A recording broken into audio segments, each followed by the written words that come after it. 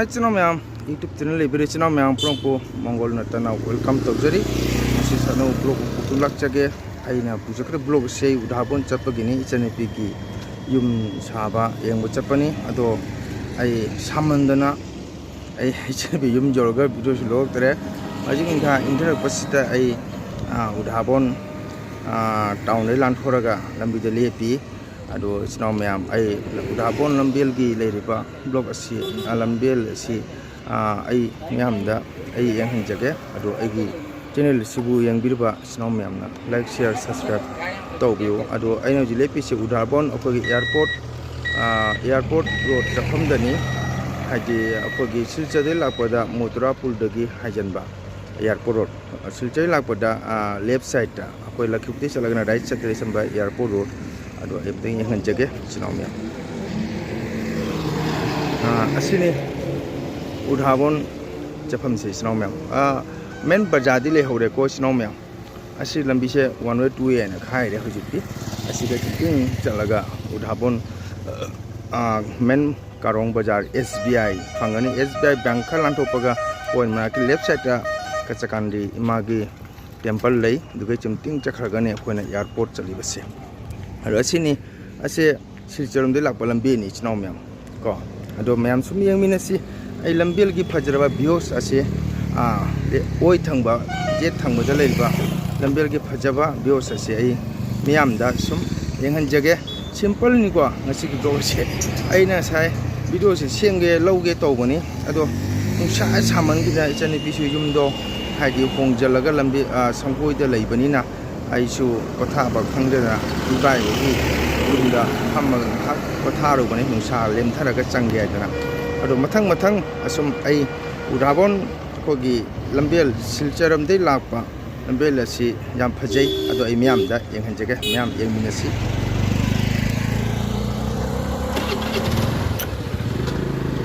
असी national ma'am असी हजिकती 1 वे 2 ए खाइ असी आई हजिक पंजकीबदो मसे उधाबोन एयरपोर्ट रोड को असी अना पंजकीबा सिलचरदगी लापा मतमदा लेप ओइ संगद लेसलपा मेन पॉइंट कारोंग अदुगा लमदोंग अहुम फांगबा लेबनी मदुगा अखोगी हानागी भारत की प्राइम मिनिस्टर अटल बिहारी वाजपेयी महाकी खुबम सु मदुगा चावना थेतन लेबनी को वे चंबे कदमी असिनी असे लंबेल से फजबनी उधाबोन लंबेल से 1 वे अदुगा मैतै ताबा खुंदी लेहौरे उधाबोन मेन टाउन दे उधाबोन बंदोर उधाबोन ममांग लेकाय काना मदुदैना म्याम दे लोक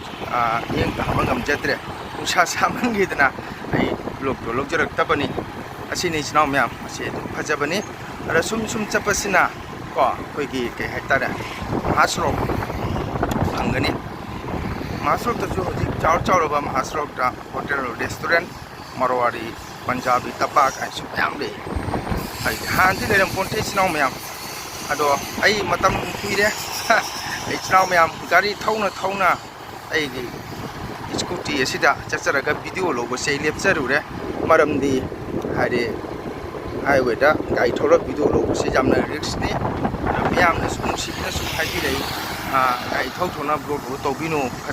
तमनमदी हाइदर को आइबु नुसिबिदा हाइबिरे अदो ngasi से आई सुम गाड़ी थौना इचने पिदे थोलागा हाइदि फजबा उधाबोन की लंबेल से फजबा से स्रोक फजबा ओइजे के फजबा सिनारी सिंग उरगा आइना वीडियो चितलौरगा मियाम दा मियंग ताहनजगे आइदना आइना लौजबनी अदो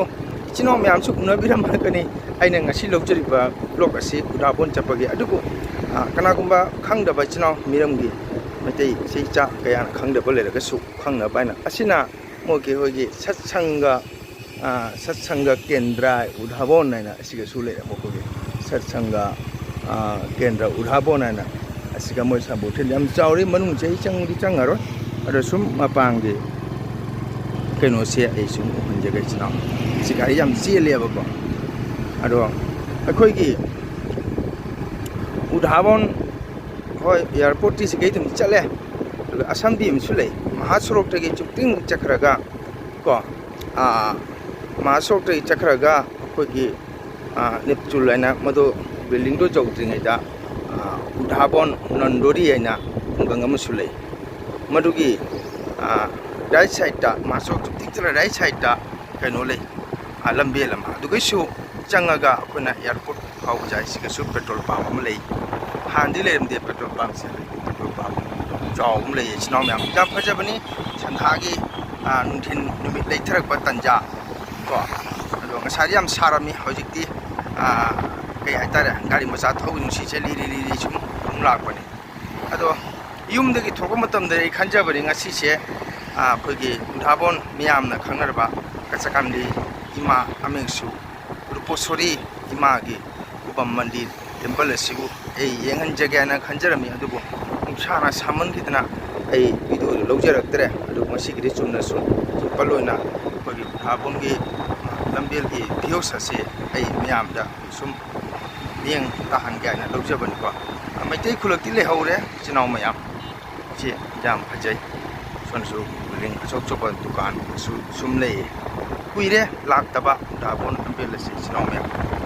jam phajabani ko do mayam asum yeng view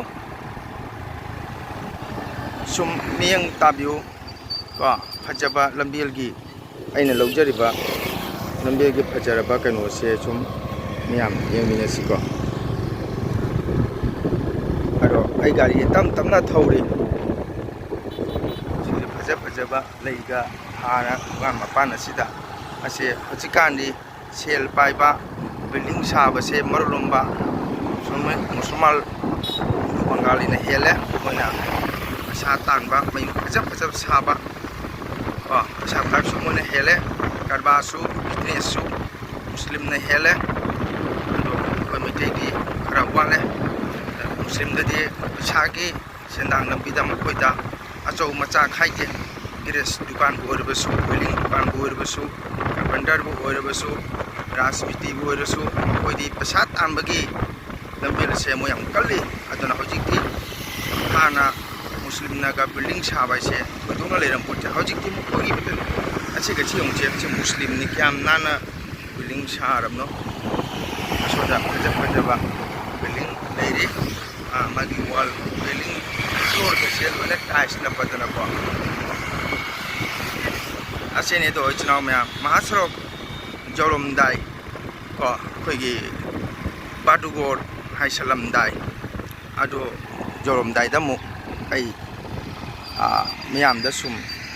miyang tahan jarake chinaw gai thok japasika numit ka mayona basika mungai tere ko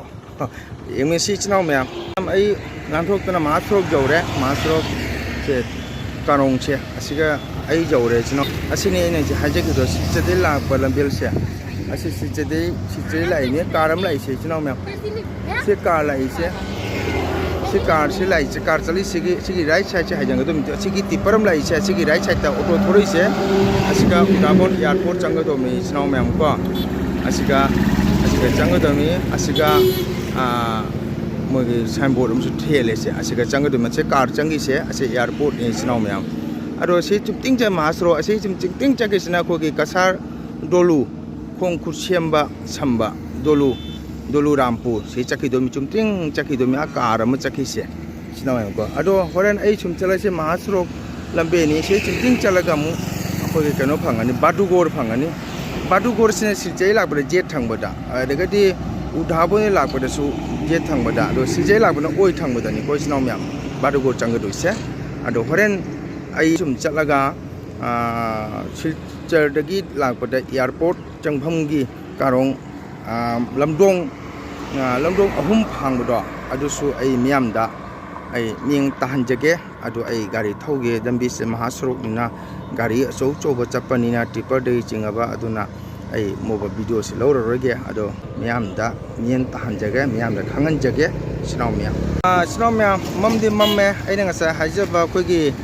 airport chatpagi udhabon chape lambel do ai myam da uhan jage ai hochi mawre se koi silchar dei lai mi ko sinaw myam se silchar dagi lai mi asina lakhipu dagi kum chathibni ko asina silchar ni asine aina sa hajakipa asigi amse ase airport chapagi ni sinaw myam ai sain haido je mamma bani mo lai chu thalam dreng asi point gi stand lai se ada lai re se atul bihari gi ma ki khubam se murti se ada lai re sinaw myam ko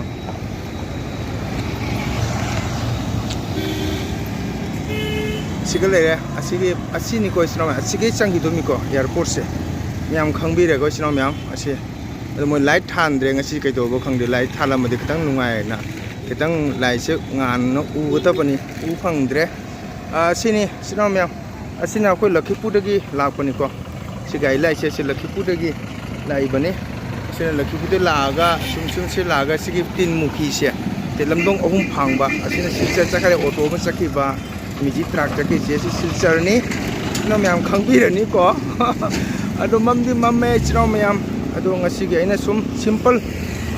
aina sum myam loina khanga point da kasada lai diri ba chino myam punama lambe na kadai chali haiba se loina khanga pani adubu aina kana gumba mapalam dagi sinaw sinlak pam tanda ubra khangna bani haidana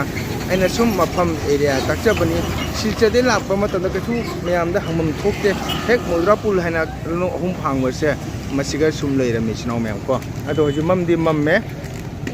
ado ai jenge mate amtanga lawba jabra haidana thadi thajadre sinaw myam ado mathang sum jengmina si mamni mamsale ko ado ji silcha de tum rei ni se Lakhipu kiri Manipur chapagi asina aji sei chalaga Rongpur phangani ko kasa Rongpur mamdi mamme chram nam su miyang tabio gari su jamna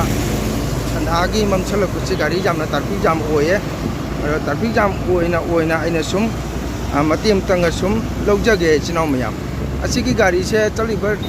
tengki gari se Imphal chalimi ko Manipur gari ni masi sandha tarabati kogi pedal hawa gari jamna kumthare ayung dini chapa pide ase hojiti one to loi khai gre se ase lambi sono chawli sung ja 4 line sembai ni ko se ase 4 line gini sinam yam sono su lambi changama semdari si handa loina building ga thugai gre ase 4 line ni ase gi aina silcha degi Mudrapul landhare haraga maitai saram khun naina amasu phang ko saram khul su lei mate asi kharang chakhallaga saramkhul phangani saramyam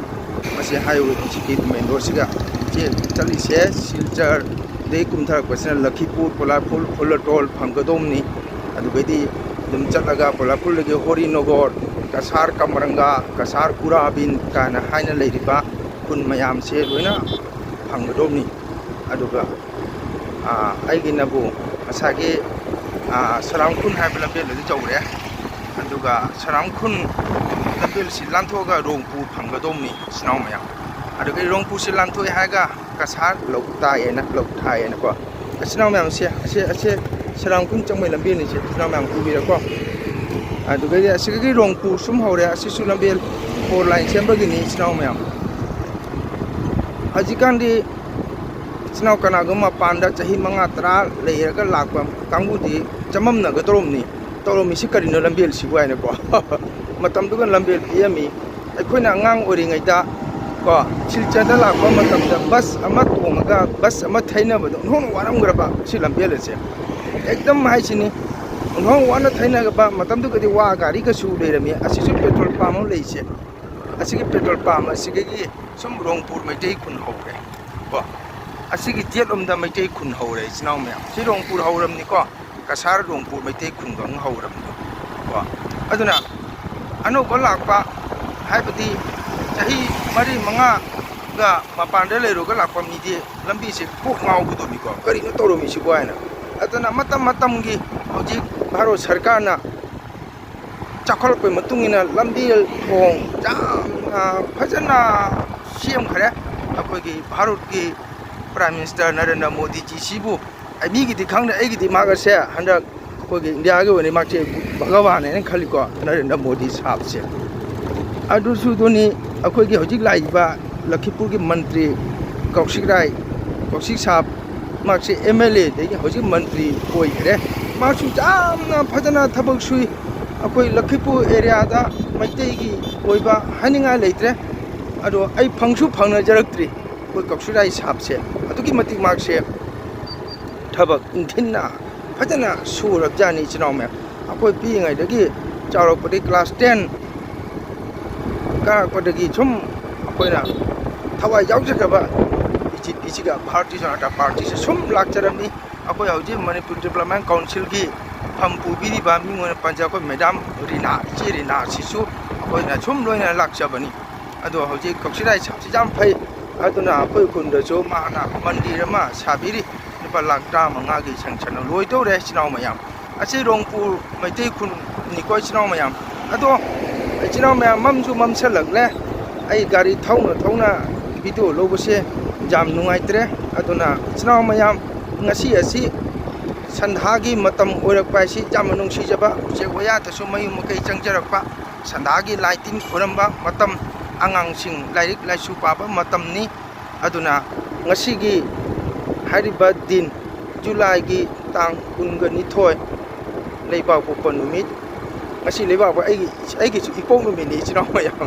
ꯑꯗꯨꯅ ꯍꯥꯏꯔꯤꯕ ꯗꯤꯟ ꯑꯁꯤ ꯑꯃꯨꯛ ꯍꯟꯅ ꯂꯥꯛꯑꯔꯣꯏꯗꯕ ꯀꯣ ꯑꯗꯨꯅꯉꯁꯤ ꯍꯥꯏꯕ ꯂꯩꯕꯥꯛꯄꯣꯛꯄ ꯅꯨꯃꯤꯠ ꯍꯧꯈ꯭ꯔꯦ ꯍꯌꯦꯡ ꯑꯃꯨꯛ ꯌꯨꯝꯖꯀꯩꯁꯦꯜ ꯂꯥꯛꯑꯅꯤ ꯃꯁꯤꯒꯤ ꯃꯅꯨꯡ ꯑꯩꯈꯣꯏ ꯅꯥꯗ ꯌꯦꯛꯇꯅ ꯐꯖꯅ ꯏꯁꯣꯔꯒꯤ ꯅꯥꯝ ꯁꯣꯟꯗꯅ ꯑꯩꯈꯣꯏ ꯂꯩꯃꯤꯟꯅꯁꯤ ꯍꯤꯡꯃꯤꯟꯅꯁꯤ ꯆꯥꯃꯤꯟꯅꯁꯤ ꯆꯦꯅꯦꯜ ꯄꯥꯏꯔꯤꯕ ꯏꯆꯤꯜ ꯏꯅꯥꯎ ꯃꯌꯥꯝꯕꯨꯁꯨ ꯑꯩꯈꯣꯏ ꯂꯣꯏꯅ ꯁꯞꯄꯣꯔꯠ ꯇꯧꯃꯤꯟꯅꯁꯤ ꯃꯩꯇꯩ ꯏꯆꯤꯜ ꯏꯅꯥꯎ ꯑꯣꯏꯕ ꯇꯥꯔꯒꯗꯤ ꯂꯣꯏꯅ ꯁꯞꯄꯣꯔꯠ ꯇꯧꯕꯤꯌꯨ ꯍꯥꯏꯕ ꯋꯥꯐꯝ ꯑꯁꯤ ꯊꯝꯖꯔꯒ ꯑꯩꯒꯤ ꯉꯁꯤꯒꯤ ꯕ꯭ꯂꯣꯛ ꯑꯁꯤ ꯁ꯭ꯋꯥꯏꯗ ꯂꯣꯏꯁꯤꯟꯖꯒꯦ ꯏꯆꯤꯜ ꯏꯅꯥꯎ ꯃꯌꯥꯝ ꯄꯨꯝꯅꯃꯛ ꯕꯥꯏ ꯕꯥꯏ